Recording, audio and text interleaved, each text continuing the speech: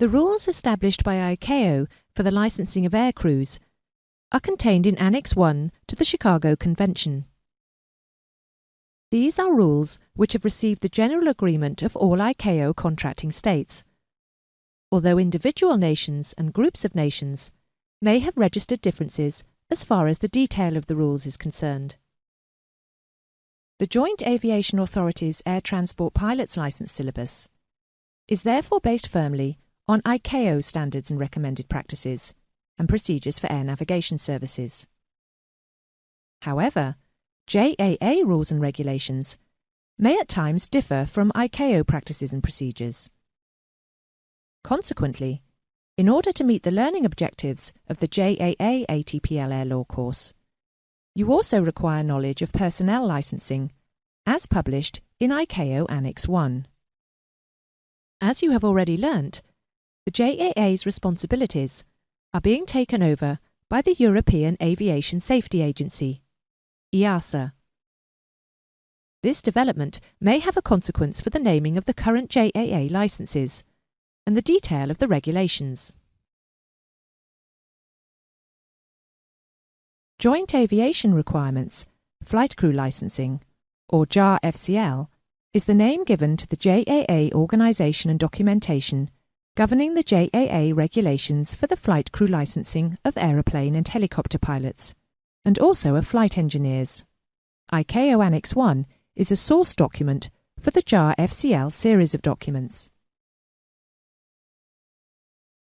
The Joint Aviation Requirements, Flight Crew Licensing document is divided into 4 parts.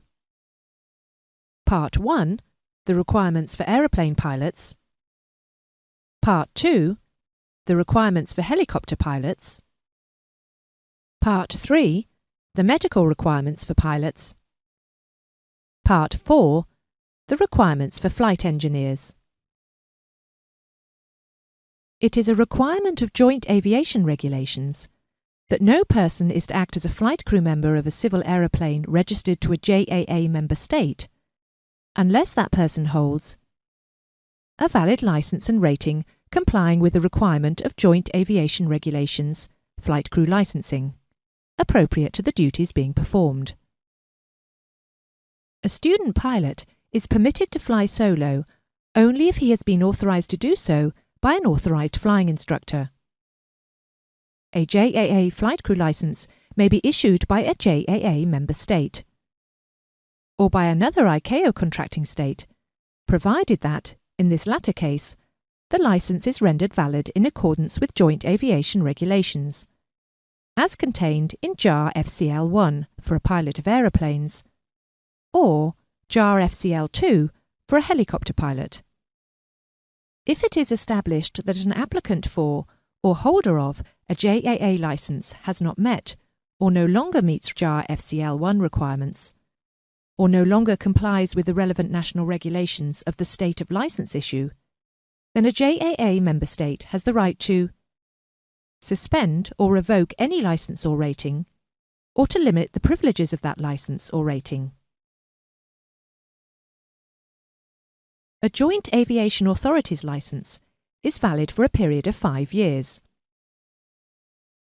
Consequently, on or before the expiry date printed in the licence itself must be renewed in accordance with joint aviation regulations.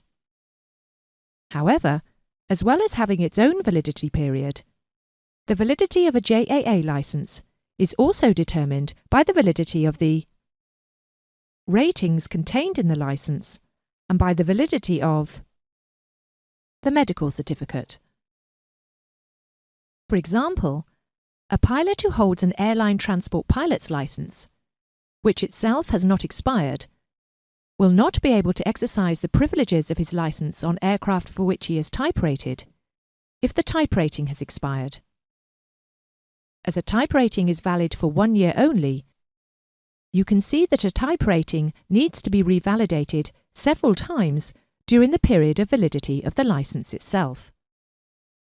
Similarly, an instrument rating is valid for 1 year only, and a medical certificate may, on an ATPL, be valid for 1 year or 6 months, depending on the age of the pilot.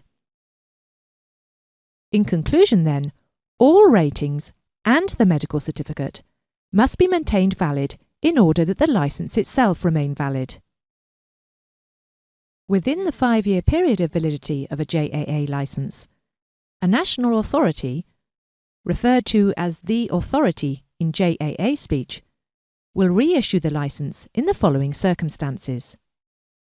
After initial issue of a rating or renewal of a rating, at the discretion of the authority when a rating is revalidated.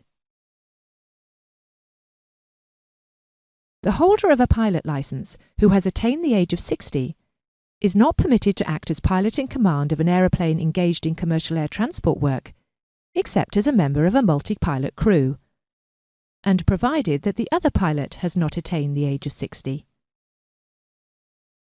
A pilot reaching the age of 65 is not permitted to act as a pilot of an aeroplane engaged in commercial air transport. This limiting age is 60 in some member states. For example, France. Applicants for a Joint Aviation Authorities licence must complete the requirements for licence issue to the satisfaction of the National Aviation Authority of the state under whose authority the training and testing for the licence were carried out. That state, on issuing the licence, then becomes the state of licence issue. The state of licence issue is the country in which the aviation authority which authorises a person to act as a pilot is headquartered. Despite the multinational nature of the JAA, each nation's aviation authority acts under the authority of the legislature of that nation. Hence, the Civil Aviation Authority is the licence issuing authority for the United Kingdom. It is permitted for a student pilot to commence his training in one state and complete it in another state. In this case, the national aviation authorities of the states concerned will agree which state is to act as the state of licence issue. If the holder of a licence requires additional ratings or authorisations, in accordance with JAR-FCL, these may be obtained in any JAA state and subsequently be entered in the licence by the state of licence issue. It is permitted for a licence holder to make a request for his licence to be transferred from one JAA state to another if there is an administrative need to do so. This action might be taken, for instance, if a JAA licence holder changes his state of normal residency, or if he takes up employment in a new state. In these cases, the new state may become the state of licence issue. The state of normal residency is the state in which a pilot normally resides for at least 185 days in any year. In this lesson, we shall look at the requirements for the issue of a commercial pilot's licence and the privileges able to be exercised by the holder of a commercial pilot's licence. While much of what you will learn in this lesson applies to both aeroplane and helicopter pilots, when we enter into specific details of the commercial pilot's licence, we shall be referring to the commercial pilot's licence aeroplanes. An applicant for a commercial pilot's licence, which we shall henceforth refer to as the CPL, must have attained the age of 18 years and hold a valid Class 1 medical certificate. A person wishing to obtain a CPL may enter full-time training, often referred to as integrated training, as an ab initio student. That's a student with no previous flying experience, or with a private pilot's licence qualification. Integrated training must be carried out at an approved flying training organisation. The integrated CPL course consists of theoretical knowledge instruction and visual and instrument flying training. An applicant for the CPL must be able to demonstrate a level of knowledge appropriate to the privileges of his licence in the subjects shown on screen here. A pass in the CPL theoretical knowledge examinations in the above subject is accepted as proof of the required level of knowledge. The theoretical knowledge training course for the CPL must comprise at least 300 hours of instruction covering all the subjects mentioned, or 200 hours of instruction if the student is the holder of a PPL.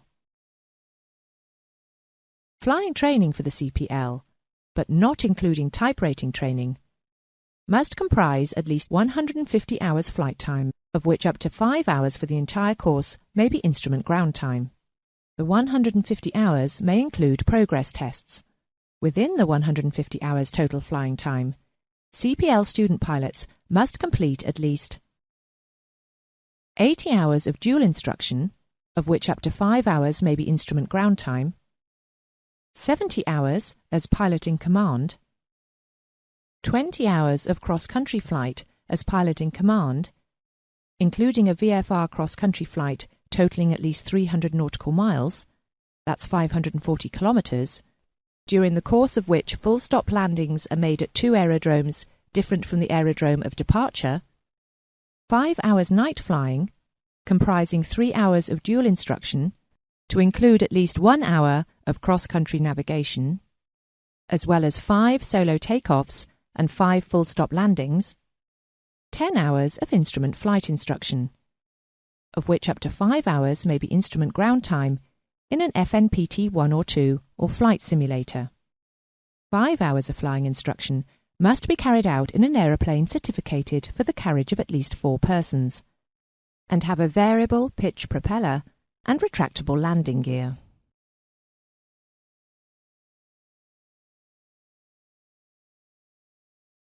In the case of an entrant to CPL training who already possesses a PPL, 50% of the aircraft hours flown by the entrant prior to commencing the CPL course may be credited towards the required flying instruction, up to 40 hours flying experience, or 45 hours if a night flying qualification has been obtained.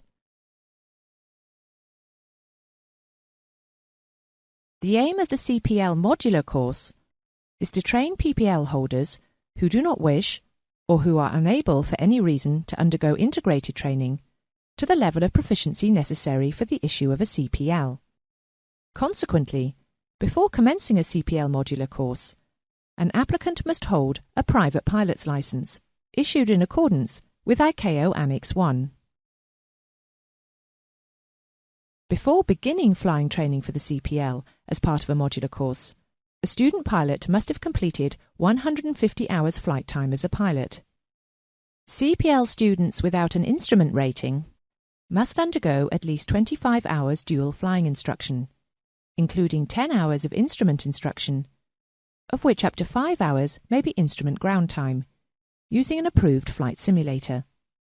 Additionally, CPL students without a night flying qualification must undergo at least 5 hours night flying instruction. At least 5 hours of flying instruction must be carried out in an aeroplane certificated for the carriage of at least 4 persons, and have a variable pitch, constant speed propeller, and retractable landing gear. The CPL via the modular route will not be issued unless the applicant has obtained at least 200 hours flying experience, of which 100 hours are as the pilot in command. The other requirements are identical to those needed when following the integrated path. Theoretical knowledge instruction for the CPL modular course may be given at a flying training organisation approved for the delivery of theoretical knowledge instruction only. Whatever the type of FTO at which the CPL modular course is taken, theoretical knowledge training on a modular course must comprise at least 200 hours of instruction in the ground subjects shown on screen here. Following the date of gaining a pass in all theoretical knowledge examinations, a CPL student has 36 months to complete flying training and to fulfil any further requirement for the award of a CPL. Subject to any other conditions specified in Joint Aviation Regulations, the holder of a CPL aeroplanes may exercise the following privileges. Exercise all the privileges of the holder of a PPL aeroplanes. Act as pilot in command of any aeroplane engaged in operations other than commercial air transport. Act as pilot in command of any single pilot aeroplane certificated for commercial air transport. Act as co-pilot of an aircraft engaged in commercial air transport that requires a co-pilot, but only having passed the theoretical knowledge for ATPL-A prior to the type rating on that aeroplane. That completes the lesson on the commercial pilot's license. Before a pilot may be granted, or continue to exercise, the privileges of a Joint Aviation Authority's airline transport pilot's license, he must hold a valid Class 1 medical certificate and have attained the age of 21 years.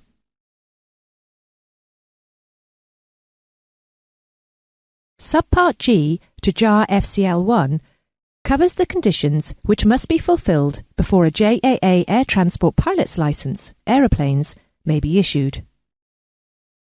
An applicant for a JAA ATPL must undergo the prescribed syllabus of training at an approved flying training organisation. Training for the JAA ATPL consists of flying instruction and theoretical knowledge instruction. Flying instruction must lead to the award of a commercial pilot's license, together with a multi-engine instrument rating. The ATPL candidate must also have received instruction in multi-crew cooperation, as required by Joint Aviation Regulations.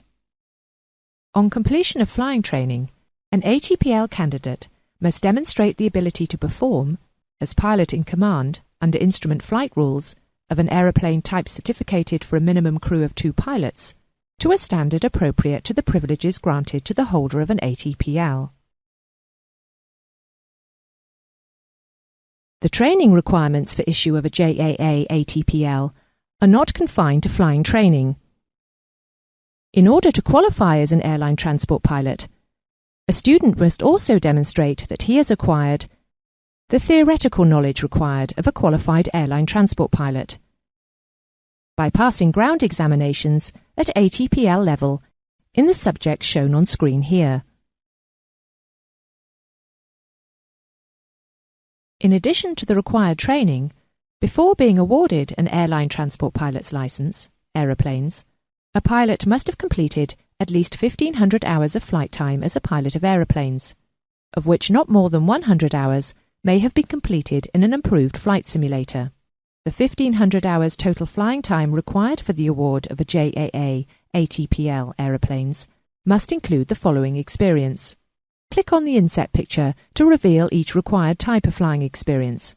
When all conditions have been revealed, the Continue button will flash.